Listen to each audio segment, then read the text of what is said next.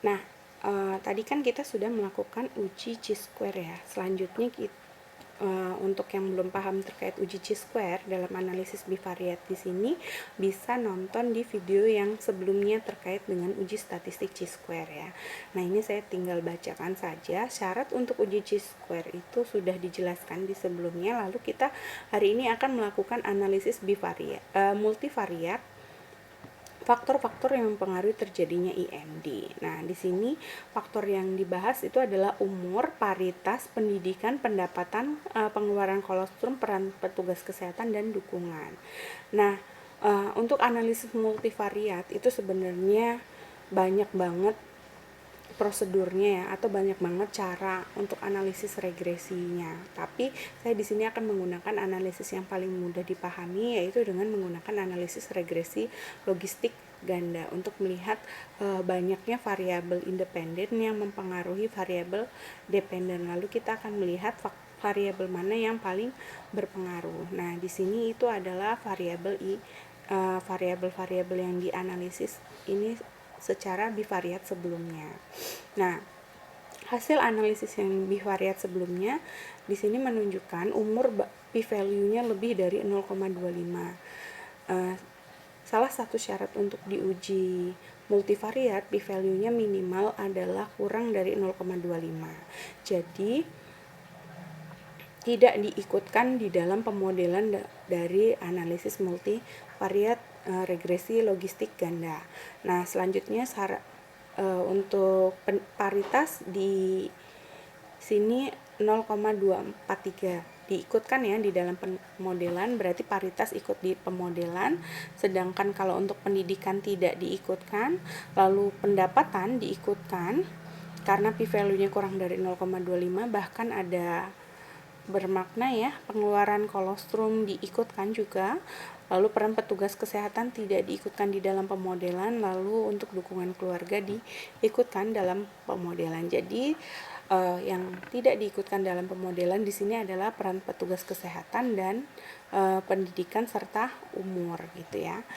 Nah, selanjutnya syarat untuk dilakukan analisis regresi logistik ganda yaitu adalah variabel dependennya harus berbentuk dikotomi atau berbentuk dua kategorik, yaitu seperti ini, berhasil dan tidak berhasil saja. Jadi kalau variabel dependennya jadi berhasil, kurang berhasil, dan tidak berhasil, maka analisis uji regresi logistik gandanya tidak bisa dilakukan gitu ya. Syaratnya memang seperti itu.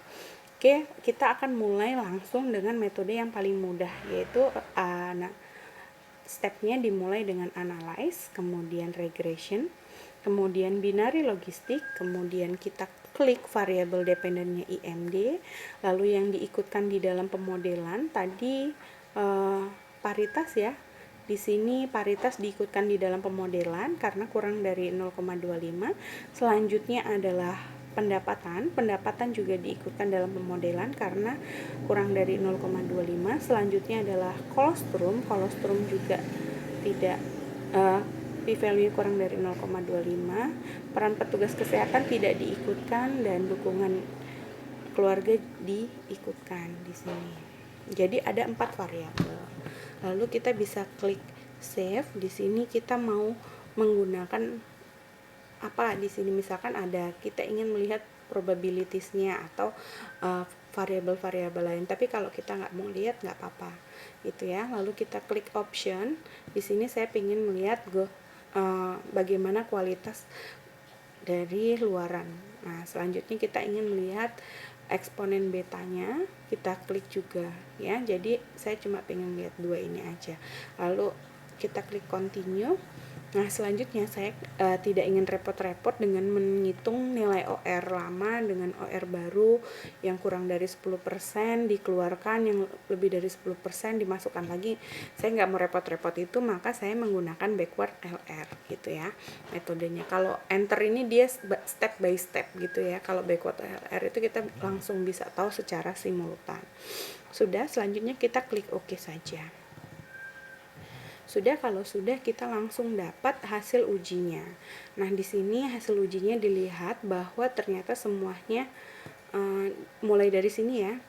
Nah, semuanya data bisa dianalisis, tidak ada value yang hilang. Lalu untuk 0 itu yang berhasil, yang 1 tidak berhasil. Kemudian kita lihat hasil analisisnya.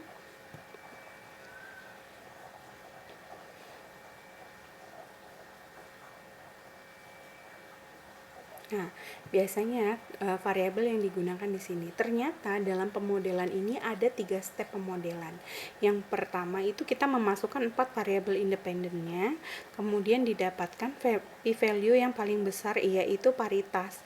Paritas ini p-value-nya tidak bermakna, yaitu 0,390. Makanya paritas dikeluarkan dari pemodelan, dari sini secara otomatis, lalu didapatkan di pemodelan yang kedua, di mana pendapatan dan kolostrum itu sama-sama tidak bermakna, tapi p-value kolostrum itu lebih besar ya. Nah, oleh sebab itu variabel yang kolostrum dikeluarkan dari pemodelan ini, kemudian variabel selanjutnya dilakukan di pemodelan ketiga yang menunjukkan bahwa pendapatan sebenarnya tidak bermakna, tapi tetap masuk di dalam pemodelan sebagai confounding, karena kalau pendapatan ini dikeluarkan juga itu akan menyebabkan perubahan OR yang sangat signifikan, yaitu lebih dari 10% gitu ya. Nah, di sini kita bisa melihat, nah di sini ya, dukungan keluarganya 0,21 p-value. Berarti dukungan keluarga dilihat OR-nya yang paling bermakna 10%, 10 kali, yang berarti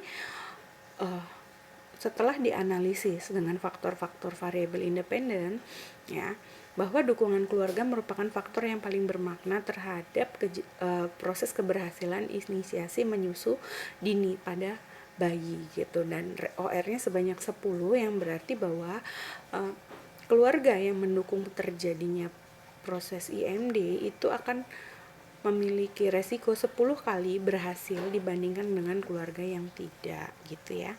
Oke, nah itu saja untuk uji statistik dengan analisis multivariat menggunakan regresi logistik ganda. Kemudian kita bisa klik save untuk disimpan, lalu kita ekspor gitu ya. Oke, itu saja. Kalau ada yang mau ditanyakan, silakan tulis di kolom komentar. Assalamualaikum warahmatullahi wabarakatuh.